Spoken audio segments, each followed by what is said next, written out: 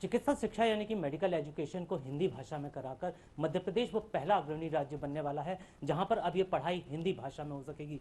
किस तरीके से ये पूरी परिकल्पना आई, क्या पूरा कॉन्सेप्ट था, इस पर बात करने के लिए मुख्यमंत्री शिवराज सिंह जी हमारे साथ हैं। सर, क्या कॉन्सेप्ट रहा और कैसे पूरी परिकल्पना? प्रेरणा प्रधानमंत्री जी की है। उन्होंने देश के मानस को बदलने का सबसे महत्वपूर्ण काम किया। बाकी तो विकास किया ही है, लेकिन कई धारणाएं, कई मिथक और मान्यताएं जो पुरानी सरकारें, विशेषकर आजादी के बाद जो सरकारें आई, उनने बना रखी थी, उसको तोड़ा है नरेंद्र मोदी जी ने।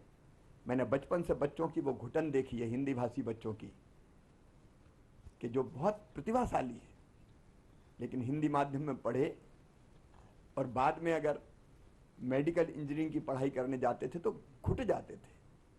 कई हताशा में कई ने पढ़ाई छोड़ दी मेडिकल की, हीन भावना से ग्रसित हो जाते थे। उन बच्चों का दर्द और तकलीफ। और दूसरी बात यह है कि अपनी खुद की भाषा, मातृभाषा हिंदी, वो उसमें क्यों नहीं पढ़ सकते?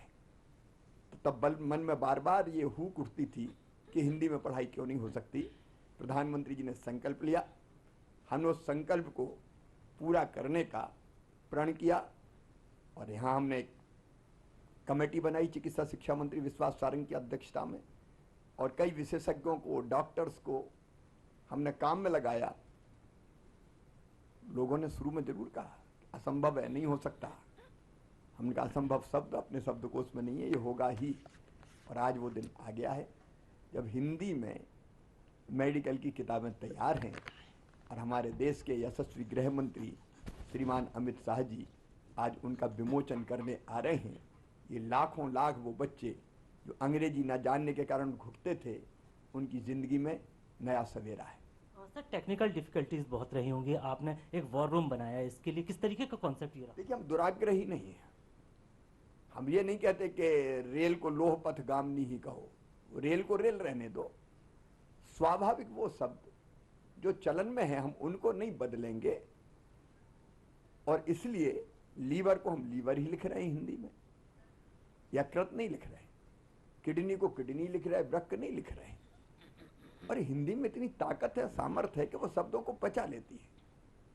तो हमने व्यवहारिक दृष्टिकोण भी रखा है और इसलिए कोई दिक्कत सामने नहीं आई हमारे। जिस तरीके से इस पूरे कॉन्सेप्ट की बात की जाए, कई राज्य ऐसे हैं जहां पर ये शुरू किया जा सकता है, क्या कहना चाहेंगे उन राज्यों को? देखिए, अपनी मातृभाषा, निज भाषा की उन्नति है सब उन्नति को मूल। हम क्यों अंग्रेजी के गुलाम बने? जब चीन अपनी भाषा में पढ़ाई करता है, जर्मनी, जापान, इटली, फ्रांस, रूस, तो हम क्यों अंग्रेजी के गुलाम बने?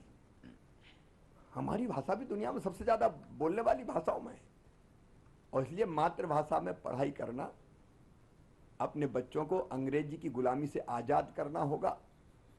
उसके कारण उनकी स्वाभाविक प्रतिभा का प्रकटीकरण होगा। और विशेषकर गरीबों के बच्चे जो अंग्रेजी माध्यम के स्कूलों में नहीं पढ़ते, धन्नू पन्ना कल्लू लल्ला, इनके बेटा बेटी भी अपनी प्रतिभा के बल पर ऊंची उड़ान भरेंगे। सर, मेडिकल एजुकेशन की तो बात हो गई, अन्य जो संस्थान है या आईआईटी हो, आईटीआई हो, इन पर क्या कार्य रहेगा? प्रारंभ हुआ है, लेकिन अब इंजीनियरिंग की पढ़ाई भी हिंदी में 6 इंजीनियरिंग कॉलेज में हम इस साल कर रहे हैं, 6 पॉलिटेक्निक कॉलेज में भी हम कर रहे हैं, और आगे बाकी सब विषयों की पढ़ाई हिंदी में भी हो, इसका इंतजाम करेंगे, व्यवस्था करेंगे।